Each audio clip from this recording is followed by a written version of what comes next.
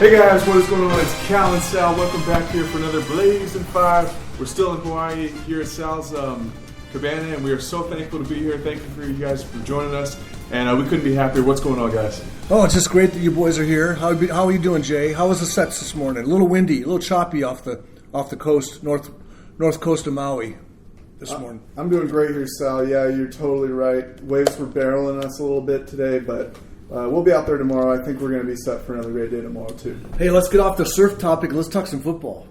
All right, let's do it. We're going to try to be pretty quick today, guys. So we're doing the 3-word game. We're going to blend it with the Blazing 5 today. We're actually going to do the Blazing 10, so you guys will get a lot of good picks this week. Just because the picks happen to be so great, we usually sometimes throw in one honorable mention. There were so many good ones. We're doing the Blazing 10 today.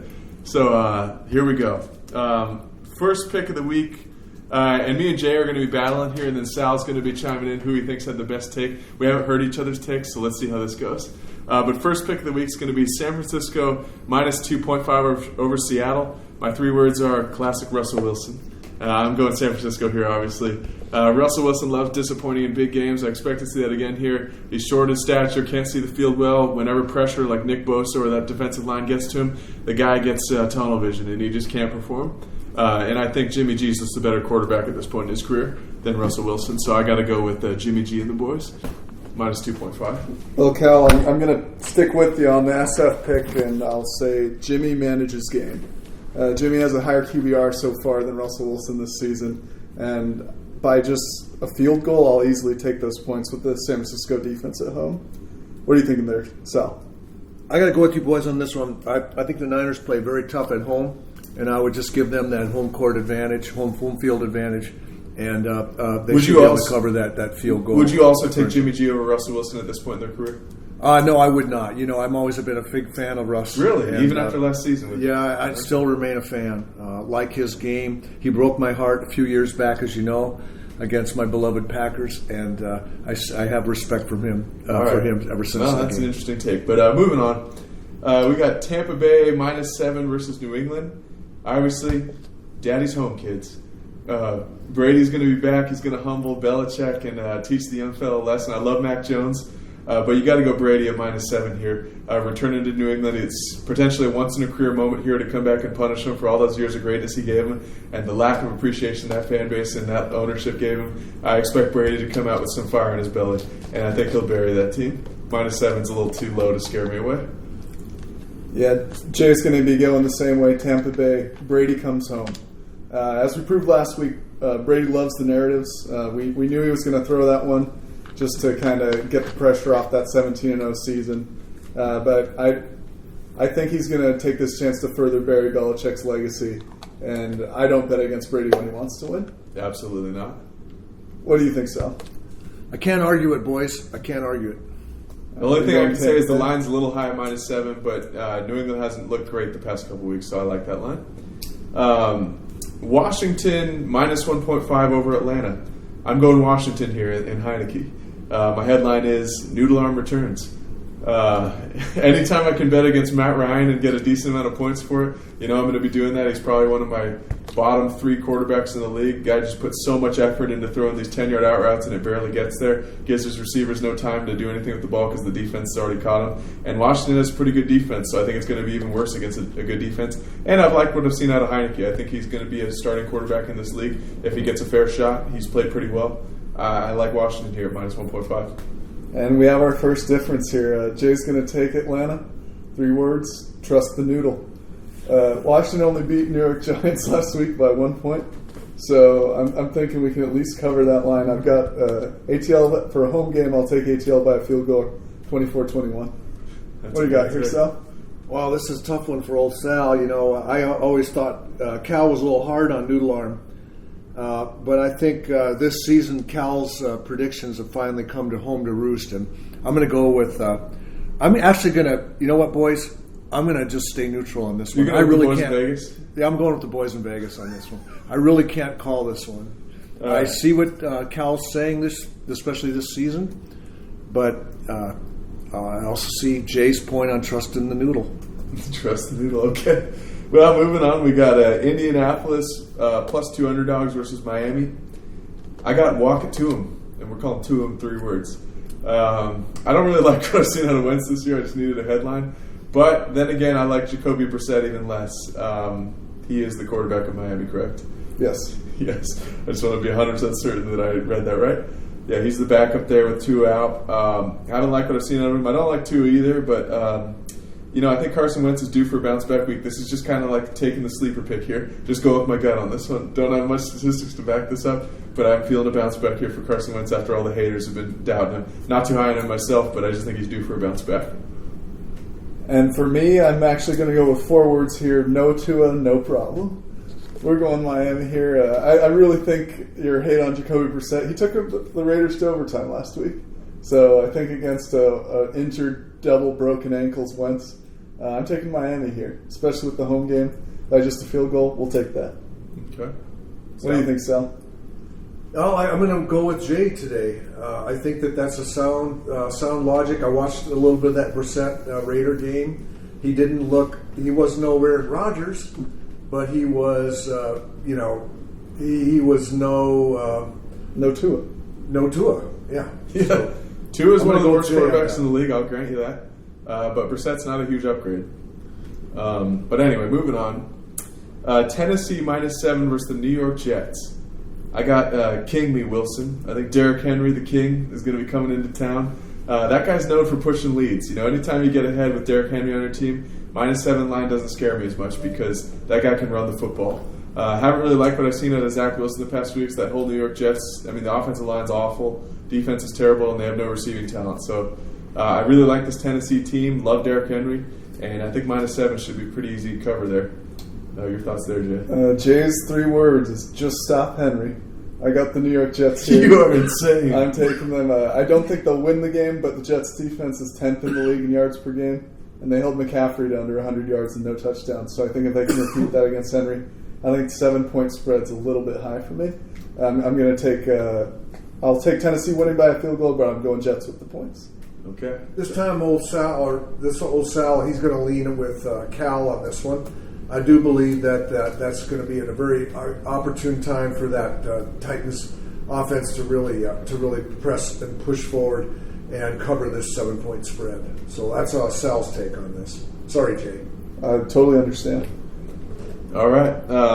So on to the next one. We're getting into the honorable mention category. These are the Blazing 5, past the Blazing 5. These are bonus coverage.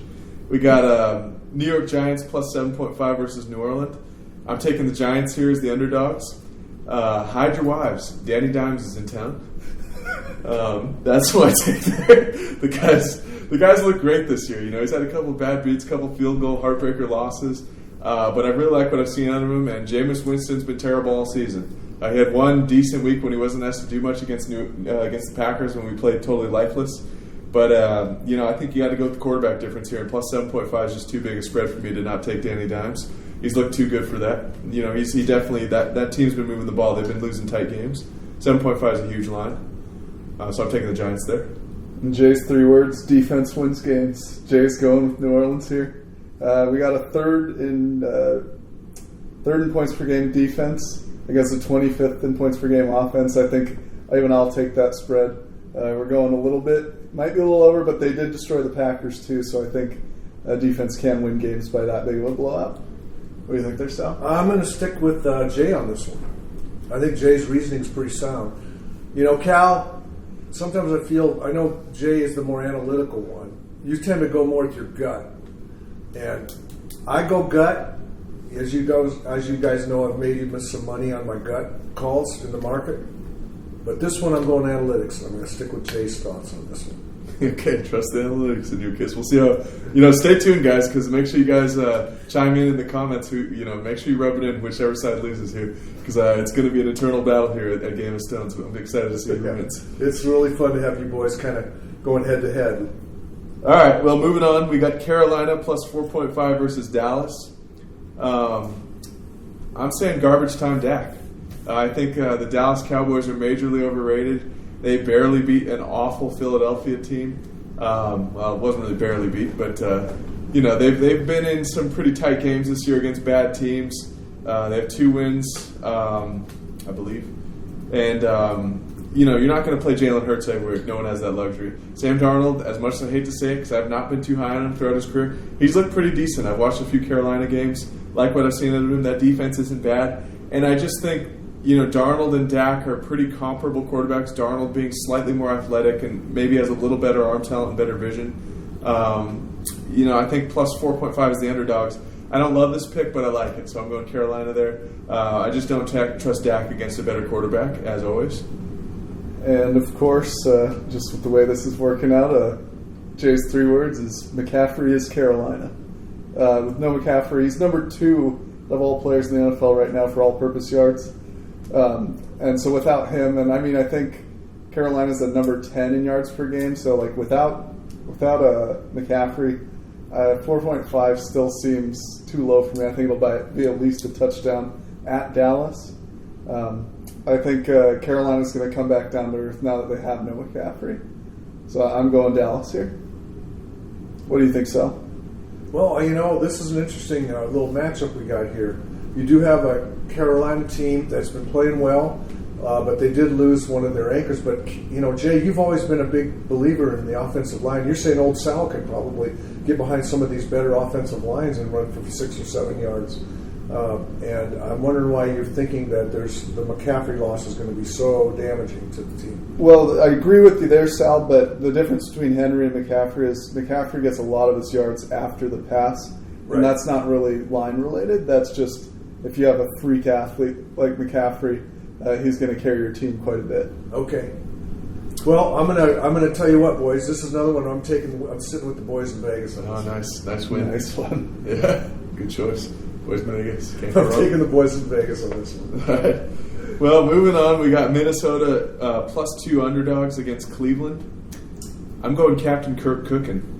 No Dalvin Cook in the house. That means it's Captain Kirk time. And it's harder for Zimmer to sabotage the game like he always likes to by overrunning the ball when you don't have a premier running back. Alexander Madison's, he's a decent player, but I don't think he'll be, he's not as hungry mouse, so Zimmer doesn't feel the need to obligate or to appease him by giving him a bunch of touches. So I think Captain Kirk against, I love Baker, I think he's a top 8 quarterback, but Captain Kirk's top 2 in the game, and there's just no denying that. So I think Captain Kirk's looked great the past couple weeks. He's leading the league in passer rating. Like that Cleveland defense, they really tore apart Fields every week. But Kirk's a totally different level athlete than Fields in the pocket. He can move, he can escape pressure, and you just don't see that with Fields last week, so I don't think he'll look as good against Minnesota. So I think I got to go with Kirk there over Cleveland. I think it'll be a close game, but +2, I think it's going to be Minnesota by a field goal. I love that Cleveland team, though, but I think Kirk's too good. And Jay's 3 words, Captain Kirk carries. I can't help but notice that my notes are almost exactly the same. I think no Cook. Minnesota's in a must-win game. If Zimmer can't feed Cook the ball, it's going to be up to Kirk. And as Kirk's shown last week, when there's no Cook in there, Kirk gets cooking. So what are you thinking there, Sal? So I was going to go with, he loves that chubby fellow in that Cleveland offensive line, and I'm going to take those Browns. That's a bold pick. So. Yeah. All right. I realize, I know you boys are both high on the Vikings and Captain Kirk, but I have been very impressed with that Cleveland front line. And the way they move people. Yeah, but they're not. They haven't. And I have not been impressed with the Viking defense. I'll be honest with you. They have a terrible defense, but Kirk can't be stopped. Kirk, yeah, that'll be interesting. So old Sal's going to take those Browns. All right, we'll see what happens. Next line, number 9 of the lines, is Detroit +3 underdogs for Chicago. This one blew my mind. Correct me if I'm wrong, but Justin Fields is planning to start this game still, isn't he? I think so. Yeah, Andy Dalton, I don't think is likely doubtful to be playing here. So if Justin Fields plays again, I've never seen an NFL quarterback look that bad outside of, honestly, that may have been the worst performance I've ever seen. They had 1 net yard in the second half. I've never seen that out of a quarterback in the NFL. So to say that Goff, the number 1 pick, and that pretty good Detroit defense that almost beat the Baltimore Ravens last week, looked pretty good throughout the whole game. Baltimore might be a little overrated, but Chicago looked like the worst team in football with that quarterback. If they don't get the quarterback situation solved, it's going to be a long season in Chicago. So Detroit +3 here is an easy take for me. Go with the boys and Goff, and I just like you can't win with no offense in this league. So if they don't have a quarterback next week, unless Foles plays by some miracle, if Fields is starting, there's no chance Chicago wins this game. Yeah, Jay's 3 words is Jay all in. I think this is my sure bet of the week. I'm going with Detroit here. They almost beat Baltimore, if not for a record-setting field goal kick. So I don't see why this line is so close with how bad Chicago has been recently.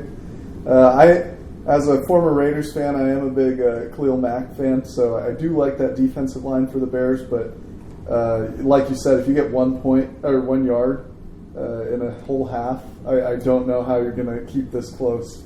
I think Detroit has had some good competition they played against. I think that's why they're 0-3 right now. I agree. I'll take them to win this game. Mine was Goff adopts Fields, by the way, my 3 words there. I strongly agree with both you, Jay, and Cal on this one. No question. Oh, good. Okay. And finally, the last pick of the week is going to be Baltimore in an even spread pick'em game against Denver. I know this is kind of a hot take after Lamar played so horrendous last week and didn't cover. I'm taking Baltimore here. And I'm going Harbaugh exposes Denver. Again, if Lamar can just keep the machines rolling, just manage this game enough. That running game, those tight ends, you just have those quick little dump offs across the middle. All he's got to do is keep the machine rolling. He barely did that last week, scraped by Detroit. I think Denver has been playing terrible teams all season. They played the Jets, the Giants, the Jaguars. I think that was their 3 they've beat.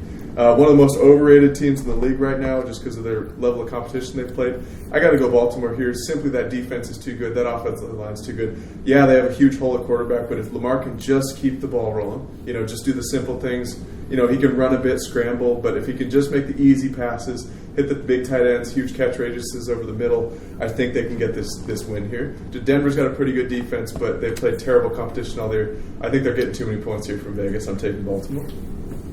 Jay's 3 words, Tucker wins again. I'm taking Baltimore here for the same reasons you are. Denver, while it is number 1 ranked in points per game defense, it was against no one in a top 10 offense with the Jets, Giants, and Jaguars, so that doesn't really show me anything. Baltimore's a number 1 in rushing in the league right now, and they were playing legitimate teams so far, so I think having that as a pick'em in the Mile High Stadium when you got Tucker to boot you once in, I'm definitely going Baltimore here. Yeah, Tucker might be hitting from 70 this week in Denver. What do you got there, Sal? Well, I like you boys' pick on it. I'm tipping my hat to Tucker. And I'm going to go with the same choice you boys had on those Ravens. I think that they're going to expose Denver. Expose Denver, yeah. I think that's going to happen, and looking forward to watching that game. Yeah, well, great. We're really excited. I'm really hoping for. Well, it's not possible we could both go 10-0, but if somehow we both go positive here, that'd be a miracle. Take your pick of the takes we had today. Whoever side you like better, feel free to bet with me or Jay or even Sal if you want to take the boys in Vegas a couple times. Really happy that you guys could join us here for the Blazing 5, Blazing 10 today. Actually, got a couple bonus picks in there for you. And thanks so much again, Sal, and all the sponsors it's been great. I want to let you boys know that the trade winds have been blowing pretty hard. So I want you guys to get a couple more sets in. But Jay, because of the wind and the wind forecast on my citation, we have some weight restrictions. So Jay, you'll be flying back to the mainland on Sunday. And then I told the crew, come back and we'll pick up Cal, and we'll have to do 2 trips, but we'll get Cal out on Monday if that's okay with you, Cal. That'd be huge. Yeah, you get an extra set in, but you won't have Jay to ride with on Monday morning. But that's fine. I mean, I'll have more room in the jet for myself. So there's some weight restrictions, and you boys are these 2 guys are. They look like ex-college pros. They're both pushing 6'5" and 240, I'd say. And close to. I told the crew, just getting both you guys with the trade winds blowing as hard as they are, we just don't have enough fuel capacity, so it's going to have to split you 2 boys up. But hopefully you're okay with that. Appreciate that, Sal. Yes, this cabana has been awesome. Thanks for having the boards ready. It's just been a pleasure. And thank you guys for listening. You made this all possible. You with the subscriber growth and the count we got Sal to notice us over at Sal's Financial Advisory Services. This wouldn't be possible without you guys, and me and Jay couldn't be more thankful to be here at this cabana because of you guys. So we'll see you guys next week. God Hopefully bless. Blazing 5 goes well. Let's have a great week of football. Safe trip home, boys. All right, thanks. Peace. Thanks, Sal. Peace.